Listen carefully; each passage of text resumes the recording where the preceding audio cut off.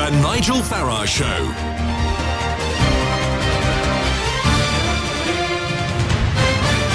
Good morning, everybody. Well, I was there on Thursday night at the European Summit in Brussels, at which the British Prime Minister was treated once again in a totally humiliating way. Do you know, throughout this process, we have conceded to them again and again and again. And the one time that the British Prime Minister needed just something back in return, they weren't prepared to give a bean. And of course it went on to a midnight press conference with Jean-Claude Juncker calling the Prime Minister nebulous.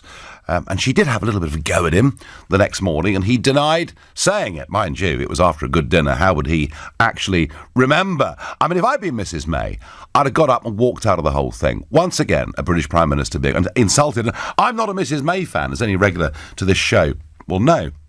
But when she goes abroad, she is our Prime Minister. She is our leader. I thought it was pretty shameful, frankly, the way, once again, she was treated. But I began to understand at the summit the reason they didn't want to give a bean, the reason they would not budge. And it's actually quite simple. Barnier's strategy at the very beginning was he didn't think there was a chance of reversing Brexit. He didn't believe a second referendum was even possible. But what he did want to do was try and keep us tied to the EU single market and customs union rules. That was his ambition from the start. But they've changed their mind. They now think that a second referendum is possible. And they could see the trouble Mrs May was in with her deal. And it suits Brussels now for Mrs May's deal to fail. Even some suggestions that, if we perhaps needed to extend Article 50, they might even refuse that now, by saying, well, hang on a second, there is, of course, a European Court of Justice ruling from 2 weeks ago that says you can revoke it, cancel it unilaterally. So I sense the noose tightening around Mrs May in every single way. And that led me to conclude that I really did need to say something more on this subject. So on Friday night, I was in London at a Leave Means Leave get-together. Labour MPs, Conservative MPs, myself, businessman Tim Martin from Wetherspoons on the stage. And this is the conclusion, folks, that I have reached, given that I now think it's impossible for Mrs May to get her deal through. This is what I think is now the most likely thing to happen. I don't think that the great Brexit betrayal is anywhere near finished. And I am now more fearful than I've been at any point in this process, that outrageous, monstrous though it is, we're going to finish up being sent back for a second referendum. And I can see the collusion that is going on between Monsieur Barnier and many of our British politicians and many of the multinational businesses, and what last night was all about, actually, why they were so rude to her, why they're now even saying that maybe Article 50 could not be extended. We just need to take the European Court judgment of outright rescinding it, is they know that is impossible for this country to accept. As much as I don't want a second referendum, it would be wrong of us here on a Leave Means Leave platform not to get ready. We must not fail in our preparation. We really must not do that, because I fear they'll do this to us. Now, if I'm wrong, we've lost nothing. We've now got to move into a different gear. We've now got to start forming branches and active groups all over this country. We've got to be out there. Well, initially, an audience of Leavers were horrified to hear me saying that I think the most likely outcome is a second referendum. But I've just about had enough of being told by Tory Eurosceptic MPs, it'll all be OK, Nigel. The legislation is in place. As things stand, we are going to leave at 11 p.m. on March the 29th with a no-deal Brexit. And listen, I have got no problem with that, and some very strong words written in today's Sun editorial. Britain has nothing to fear from a clean exit. Articles by Charles Moore, David Davis, talking about this. And look, I have no problem with a negotiated no-deal Brexit, by which I mean, of course, we talk about flights and we talk about border controls and how we're going to register goods for tariffs, but we leave on World Trade Organization trading rules. That, at the moment, it seems to me, is the only way that anything like the Brexit people have not just voted for in the referendum, but of course also voted for in the general election. I think it's the only way that it can actually be delivered. But our political class do not agree with Brexit. And all of them, whether they're outside the House of Commons, like Tony Blair and Alistair Campbell, Lord Adonis, or whether they're inside the House of Commons, whether it's the Chuka Ramunas or the Dominic Greaves, and all this talk about a second referendum, it's got nothing to do with democracy. I mean, these are the very same people who opposed us having the first referendum. They want to overturn the result. And I now think, look, given all the options in front of us, I now think that a second referendum is the most likely outcome. I repeat, I don't want it. I think it's outrageous. I think it could damage our democracy. That is what I think. Please tell me, am I right or am I wrong? And if you can ring up on 0345 6060 973 and tell me, Nigel, you've been smoking something funny and you've got this wrong, I will be delighted. If, however, you suspect that I'm right, and you may think it's a good thing, please text to 84850 and let me know your thoughts on what this means for trust in our democratic system by tweeting using the hashtag Farage and LBC at LBC, and of course Facebookers, you can comment there too. That's what I think. What does Ben, a new caller from Lincoln, think? Good morning, Ben. Good morning, Nigel. How are you? Well, I'm all right. I mean, I'm not exactly thrilled with where we are with all of this.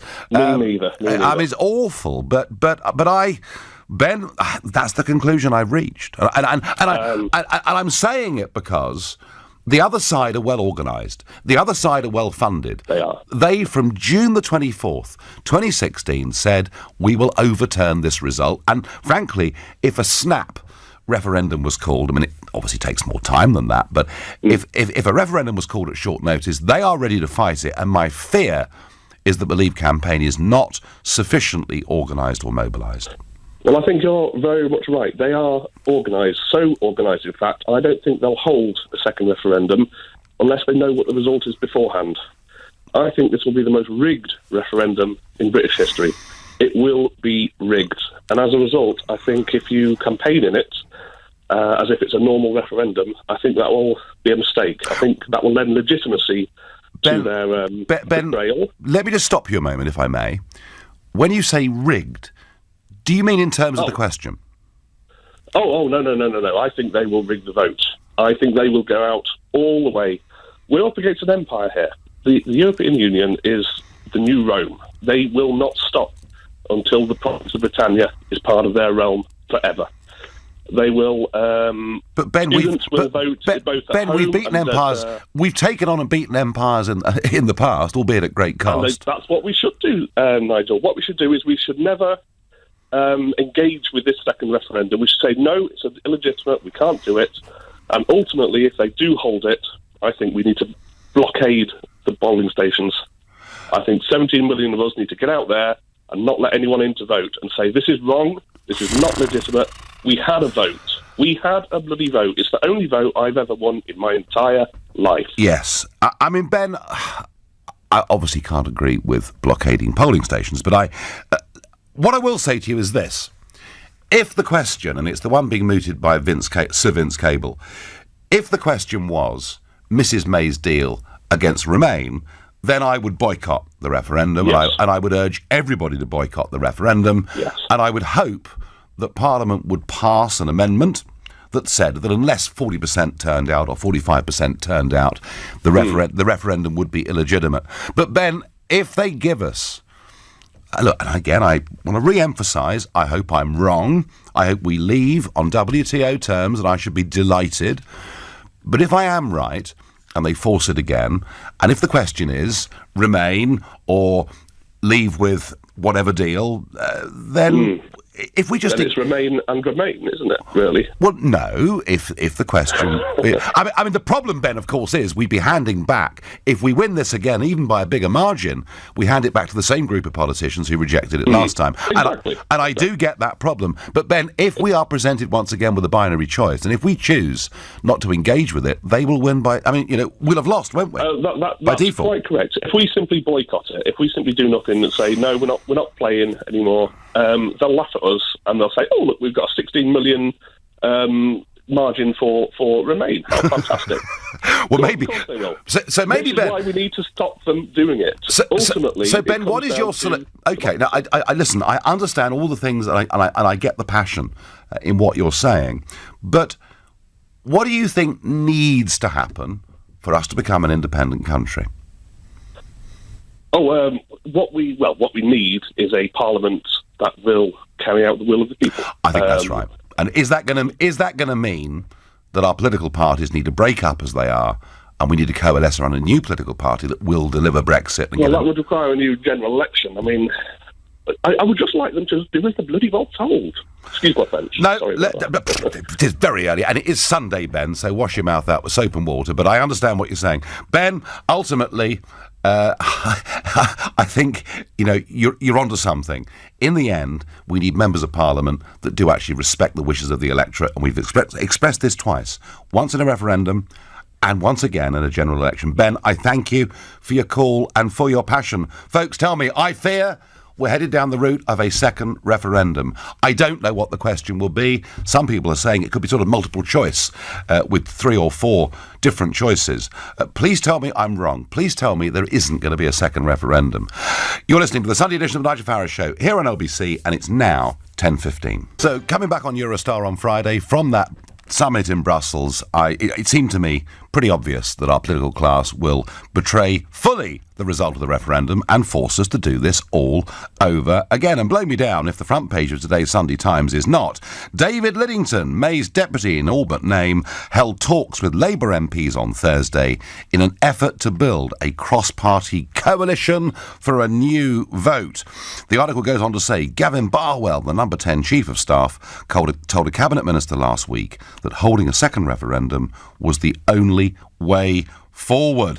Now, Gavin Barwell has tweeted this morning in response to this and said he's not himself had meetings with Labour MPs or anyone in terms of planning a second referendum. David Liddington has been very quiet. And Amber Rudd yesterday said in the Daily Mail that she was seeking a cross-party consensus to try and find a solution. Folks, the solution they're going to find is that they don't like Brexit, they don't want us to leave on the 29th of March at 11 p.m, and they're going to make us do this again. I think it is an outrage, but I believe it's the most likely outcome. Tell me I'm right, tell me I'm wrong. Let's go to Blackburn and speak to Keith, a new caller to the show. Keith, good morning to you. Good morning. So do you think my analysis is right, Keith? Yeah. No, well, it is. I am a Remainer, and I didn't want a second referendum because I didn't want the first one, and I thought it'd be a trick so on me to want a second referendum. Mm-hmm. But with the way that the ERG have acted, with the vote for Theresa May, they haven't accepted it. If Margaret come out and said, we're not happy with the vote, but we accept it, and we want to do all we can for Brexit to get a good result for the British people, I won't want to take a referendum. But he hadn't. He's turned out, she should resign and all this. So if he can't accept it, or the ERG, why should Remainers accept the result? Okay, no, well, I mean, I don't think the ERG are, I mean, they're relatively important within the Conservative Party, but, I do understand what you say, a result's a result, and yes, there has been, in fact, in the Conservative Party, quite a few people who've become even more militant since she held that position. What he did say, Keith, was that Margaret Thatcher faced a similar situation and did resign, which, of course, is absolutely true. But if you take Jacob Rees-Mogg out of this, Keith, what do you think in a town like Blackburn? What do you think a second referendum would do? Do you think people would be happy, or would it just make divisions in your community even worse? the divisions now, and people wouldn't be happy because of the situation. A lot of people voted for different reasons, and that it weren't all about the EU. It's about people's lives having nothing, and they were promised a better life, so people vote for a better life, don't they? They do, but Keith, we are quite a divided country at the moment, and I think a second referendum would be very nasty indeed. So do I, but what do you do? Someone's got to give. Well, you could, Keith, given that we had a referendum and we voted for parties in a general election who said they would honour the result, we could just leave, couldn't we? Yeah, but people voted in the general election for different reasons, not just... I do accept that, but, you know, both the parties were pretty clear. Keith, I thank you for your call. I'm going to move on to Audrey, who's new to the show and lives in Edinburgh. Good morning. Hi there, Nigel. Sorry, I've got a bit of a cough this morning. Bless you. I think you're absolutely right. I think we will be forced to have a second referendum. It's what the EU does: vote and vote again until you give the answers that they want. Yes, we've seen it before, haven't we? They have form. Yeah, this is what happens. I think, though, I think that the guy that phoned earlier and said that it would be rigged is absolutely right. It will be rigged by the question. They'll probably have 3 questions, which means that the one to leave will be very much diluted down because there'll be 2 others that, dilute things down. I mean, what was suggested, Audrey, was that you leave with no deal, you leave with Mrs May's deal, or you remain, and of course the leave vote would then be split. But Audrey, surely our esteemed Electoral Commission would not allow this to happen. I think anything could happen. I really don't believe a word that comes out of Parliament, Mrs May's mouth. The only time she doesn't lie is when her mouth isn't moving. I mean, really, I've lost all respect for any of them. I really wouldn't know who to vote for. Audrey, she's a vicar's daughter. I mean, what are you saying? People now are saying, they feel sorry for her because she's so tenacious. I don't want a leader who I feel sorry for. I couldn't agree more. Somebody who's going to lead us. I couldn't agree more. Do you know what, Audrey? I couldn't care less if our leader was a right so-and-so, as long as he or she was straight with us and gave us proper leadership. And whether you like them or not, both Thatcher and Blair were leaders. They said what they were going to do, and they went ahead and did it. This woman says one thing and does the opposite time and time again. Opposite. But, you know, Nigel, I don't want a second referendum. I think it's entirely undemocratic. It should never happen. We were told that Parliament wouldn't make the decision. We made the decision. Absolutely. And that's going totally against what we were told. But now we're not stupid or bigots or racists. We're actually extremists. We're fanatics. Oh, yeah. You know, they've changed the language. It gets worse by the week, doesn't it? But, you know, I think the public aren't as stupid as they think. And I'm speaking to friends who voted to remain, and they're saying they would now vote to leave because of the undemocratic process. So, you know, be careful what they wish for. They might be get a big surprise. Do you know, Audrey, if they force us into this, I have a feeling that the vote will not be so much about the European Union, but about how we feel about our politicians. And they might just get the biggest 2 fingers we've ever seen in this country's history. Audrey, thank you. Nigel, you must stop, I get by text. You must stop telling people you think there will be a second referendum. There are some people that are gullible and don't realise we can make the politicians do what we want. Well, we've done that already, but they're not listening, are they? And I know there are lots in the Leave camp who think I shouldn't have said this, that we should just keep quiet, pretend it isn't happening. But I'll tell you something. The reason that you build an army isn't because you want a war. The reason you build an army, actually, it not only acts as a very good deterrent to stop the other side from coming after you, but also it means that you're prepared. And the other side are funded and prepared. A lot of cynicism out there too. I think any new referendum would be weighted in the Remainers' favour. They will stack the deck. And just the fact that I'm getting these responses shows me how low trust in politicians today is. I would argue it's the lowest I've ever seen in my lifetime. Ivan is a new caller from Brighton. Hello, Ivan. Hello, Nigel. What a beautiful morning. Well, I saw the pictures of Brighton yesterday. It looked awful down there. There's beautiful sunshine right now. Right, very good. Well, come on then. Now, brighten up my day, Ivan. Cheer me up. Tell me I've got this completely wrong. Well, you mean about having a second referendum? Yeah. Yeah, I hope you're wrong. I voted Remain. I was a Europhile, but I definitely do not want a second referendum. Mm-hmm. We decided that's it. Okay, we got to get on with it. Leave. I'm so infuriated by the stench of the last 2 years. I've become a Reminger. Right. Okay. Explain that fully to everybody. Well, if anything, I think you're right. Everything is now weighted in favour of the Remainers. They'll try and rig it. If there was to be a second referendum, we were forced to it would have to be May's deal or leave. End of story. Yes, it would. Yes, it would. Because we already decided and they just ignored it. But no, think again. It's nonsense. Yes, we've made the big decision. Yes, as you say, we've made the big decision in terms of the direction we're going in. A second referendum could choose the exact route to get there. But yeah, no, Ivan, I think that's a very, very fair point, and enjoy the sunshine and seagulls in Brighton this morning. Thank you. Stephen is a new caller from Marlborough in Wiltshire. Good morning, Stephen. Good morning, Nigel. I think you're being slightly disingenuous. Oh, really? I do. On a Sunday morning?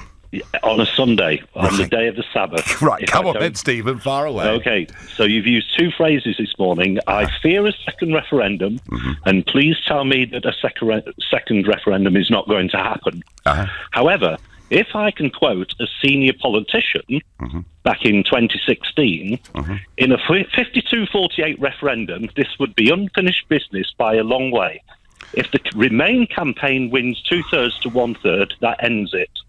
You use those phrases. I did, and if only you would quote the rest of the article, which said there would be some in the Conservative Party who would be unreconciled to it. I accepted in that interview that there would be no prospect of another referendum for 20 years.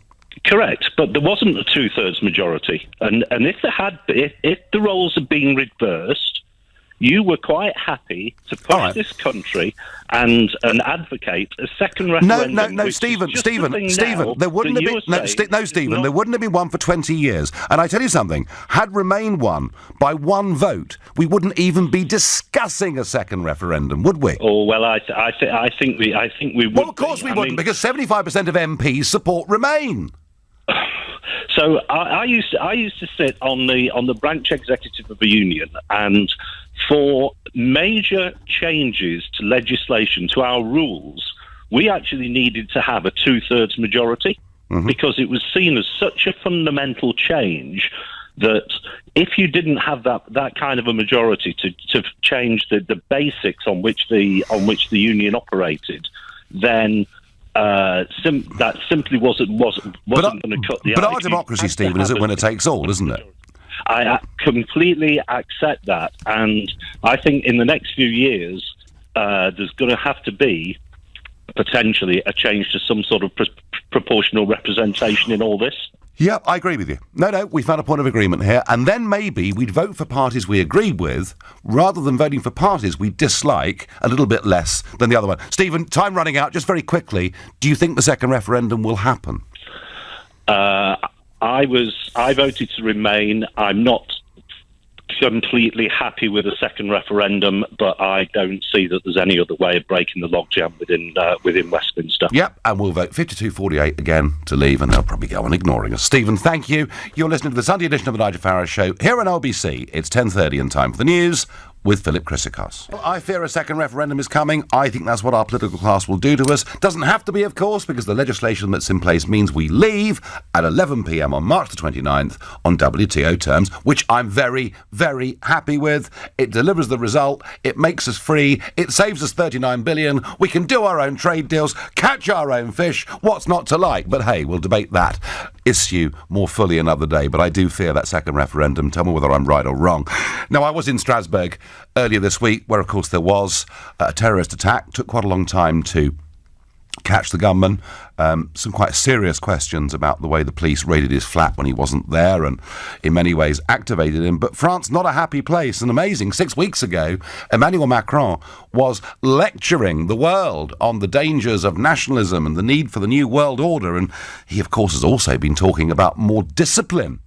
particularly within the Eurozone. Well, let's have a little think about Emmanuel Macron's week and what happened with the yellow vest protesters yesterday. I'm joined by Peter Allen, LBC's Paris correspondent. Peter, good morning.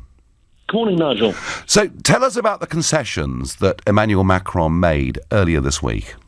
Very broad and really rather startling concessions when you consider what they're in response to.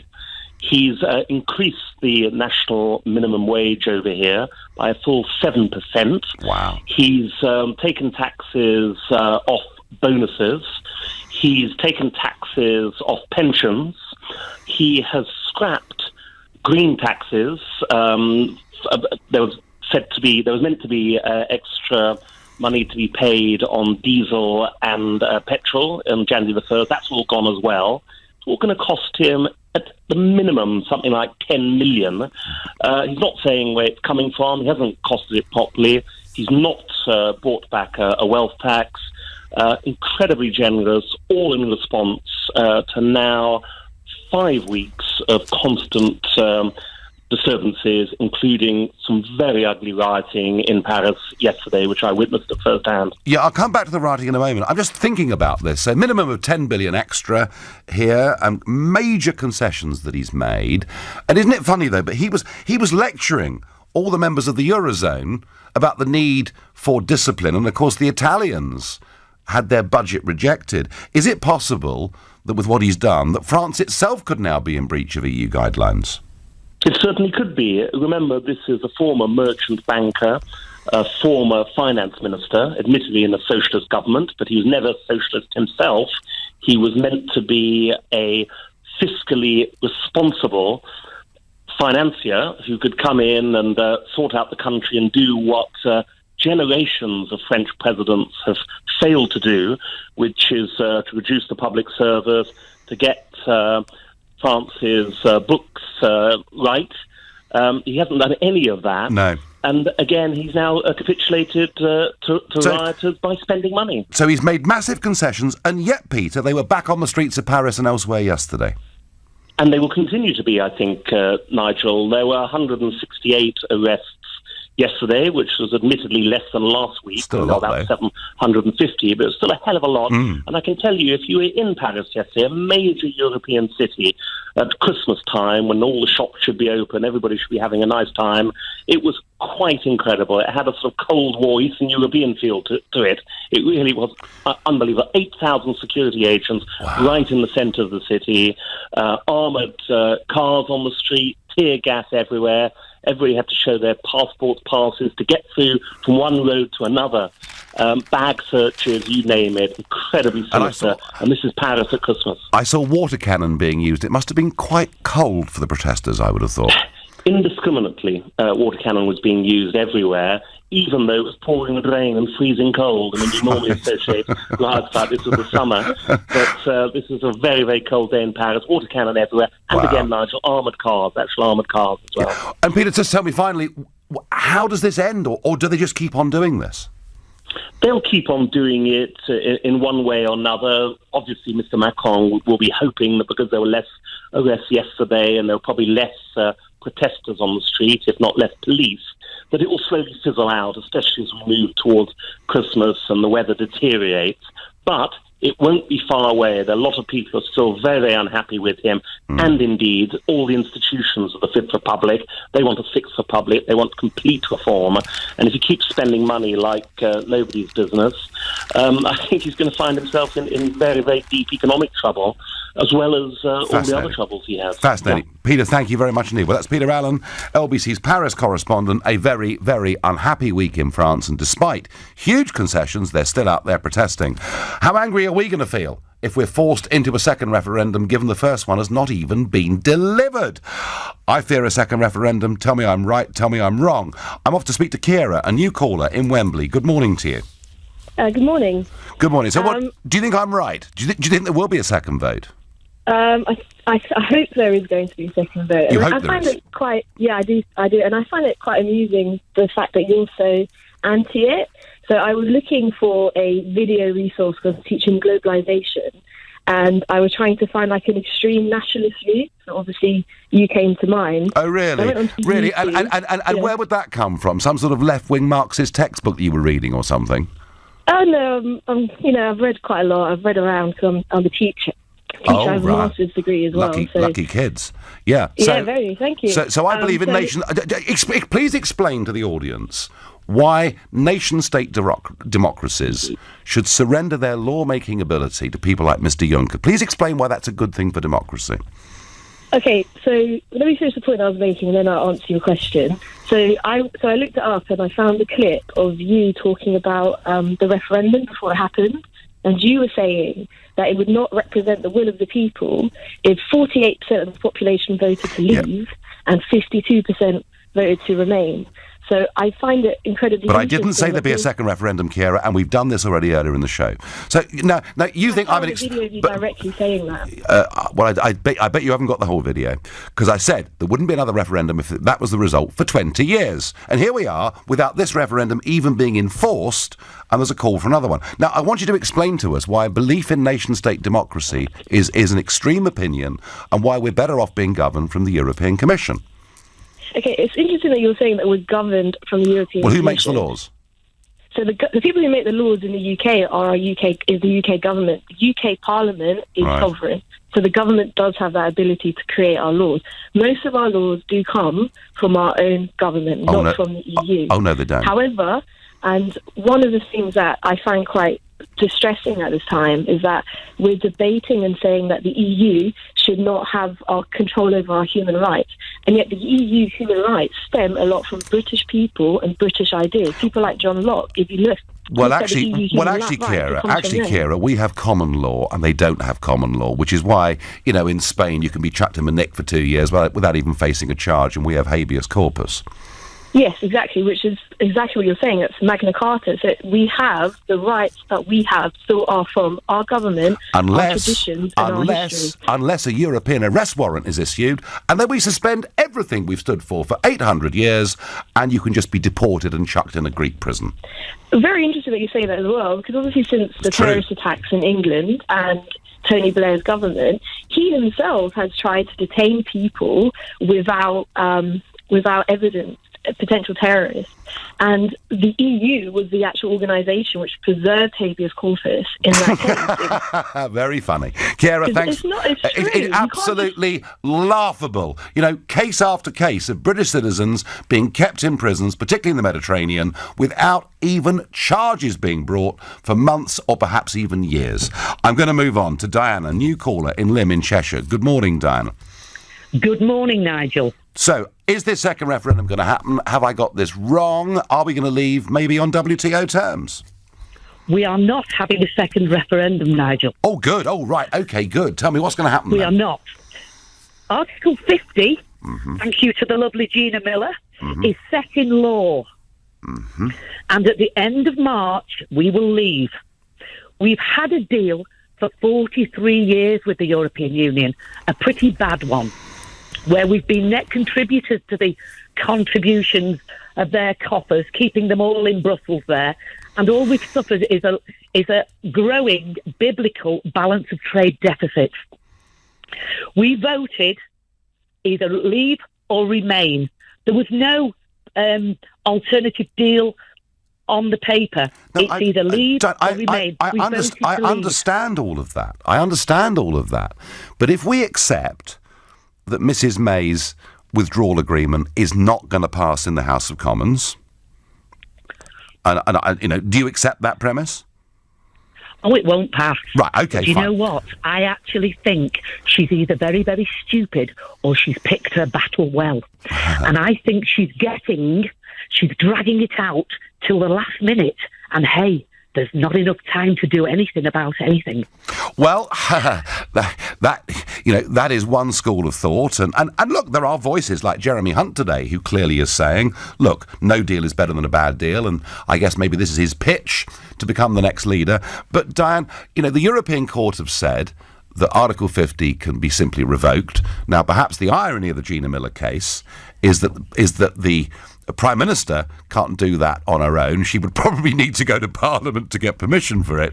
Exactly. But what if what if there is a chance of us leaving on WTO terms, and Parliament is given the opportunity, and I've no doubt the Speaker would play a big role in this, to seek either a revocation or a suspension of Article 50 pending a second vote. What could we do to stop it, Diane? I'm unsure about that. Well, I think if we get to the end of March, Nigel, we're there. Well, no, I agree with that. No, I agree with that. There. I agree with that. But what I'm saying is, I don't think our political class and their multinational bankers will allow that to happen. Diane, I thank you for your faith. I am not as trusting.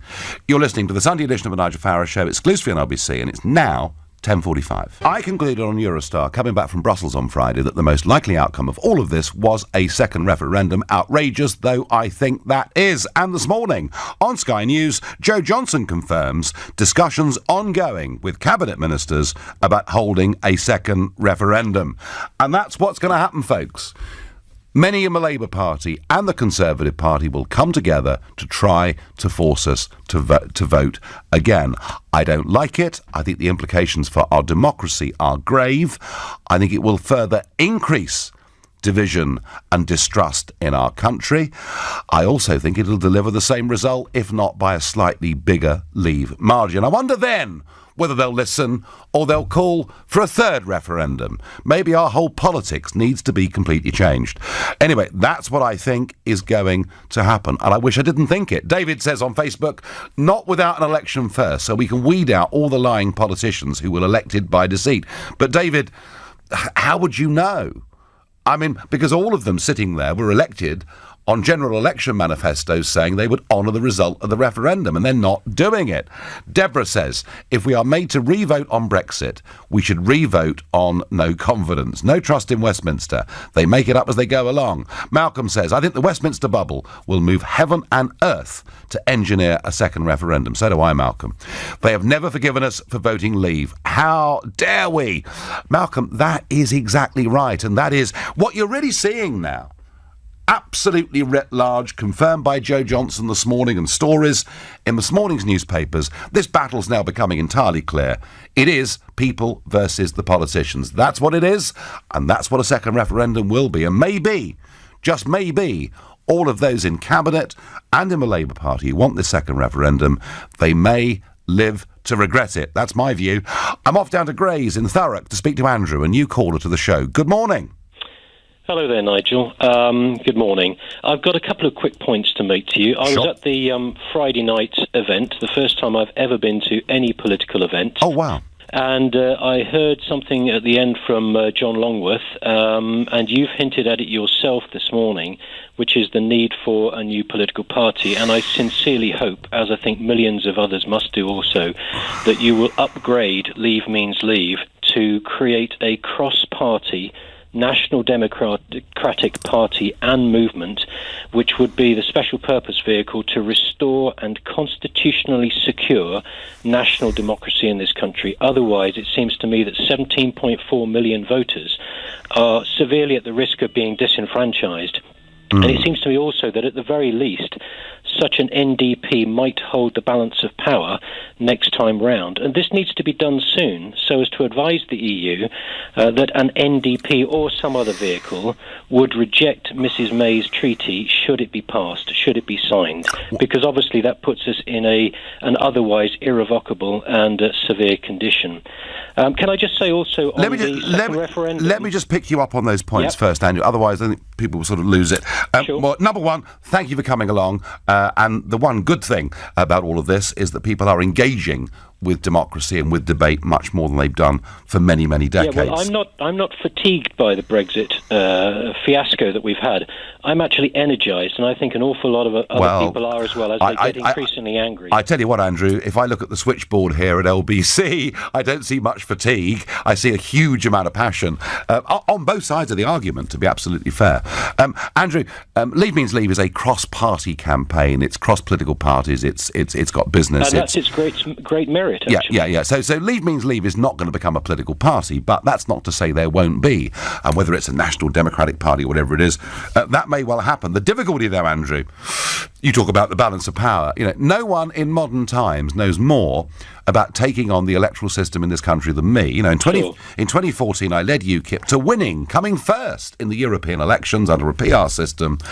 The next year, I didn't get quite as many votes, but just about 3.9, we'll call it 4 million, and just one seat. So it's very, very tough to break the system. You can get millions of votes for almost no seats, and that's the problem. But anyway, coming on to your second point about... So anyway, I've concluded, Andrew, and you probably don't want to hear this from me, but I've concluded that this is what our political class are going to do to us, and I hope I'm wrong. But, Nigel, what I would say on the second referendum is I would urge you, if you accept, as I don't and many others don't, if there were to be a second referendum, it has a fatal flaw that should disqualify it anyway, which is that if the first isn't to be honoured and respected and enacted, why on earth should anybody respect the second?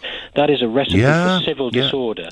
And on the question itself, you shouldn't accept the idea of no deal as being the only Leave option versus the other options. Why should you squeeze the Leave vote? We all know that for the past 2 years, a Remainer Prime Minister and a Remainer Cabinet and a Remainer Government and a Remainer Parliament, etc., including even a Remainer Bank of England, for Pete's sake, have all basically plotted to reverse the outcome of that referendum.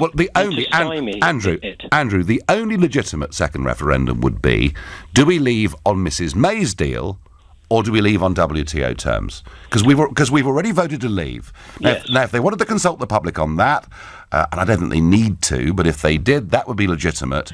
And the other option, of course, Andrew, is that you rerun the question that was asked last time. Well, effectively, I was going to say that. Essentially, you should not squeeze the Leave vote by saying it should only be represented by no deal. No, I agree with that. Essentially, you get back to Leave versus Remain, and we've already had that one.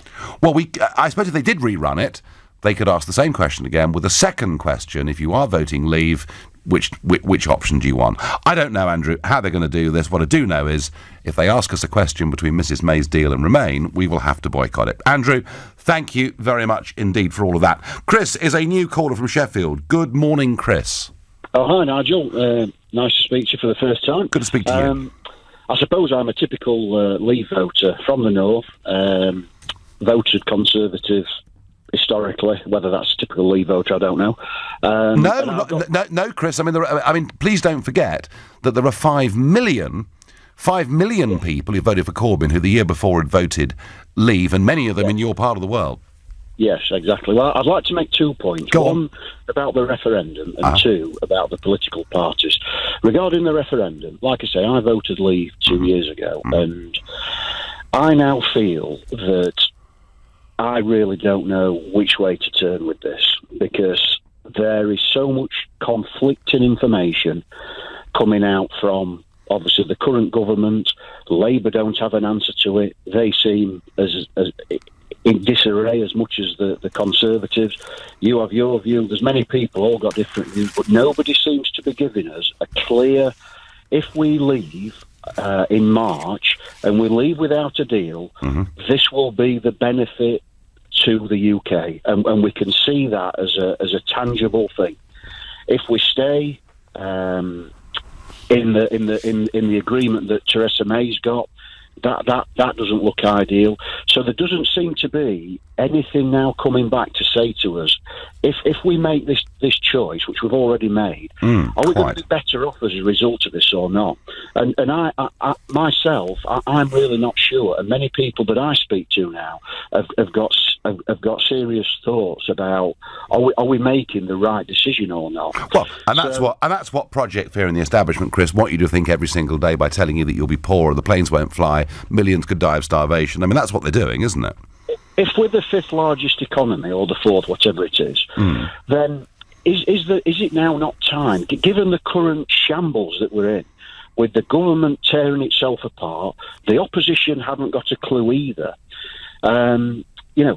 We either form another party so that people like myself, who are, we want to grow the economy, but equally, we want the best of both worlds. But we want to make sure that if we're going to leave the EU, it's not going to damage us.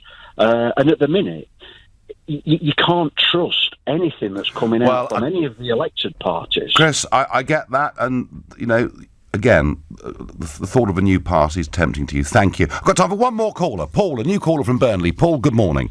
Morning, Nigel. I'm a passionate Brexiteer. Yep. And I think there should be a people's vote, but I'll tell you why. It's not for the same reason as Mr. Heseltine and Caroline Lucas. They both said that people should be given the opportunity to change their mind, and they also come out with the line that you measure twice and you cut once. The first people's vote was in 1975. It was. We measured, and democracy was enacted. People had over 40 years of EMU membership to carry on measuring.